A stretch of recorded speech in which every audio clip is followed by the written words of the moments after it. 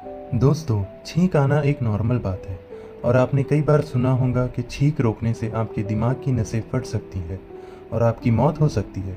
और हम आपको बता दें कि ऐसा एक भी केस आज तक दुनिया में कहीं भी रिपोर्ट नहीं किया गया है।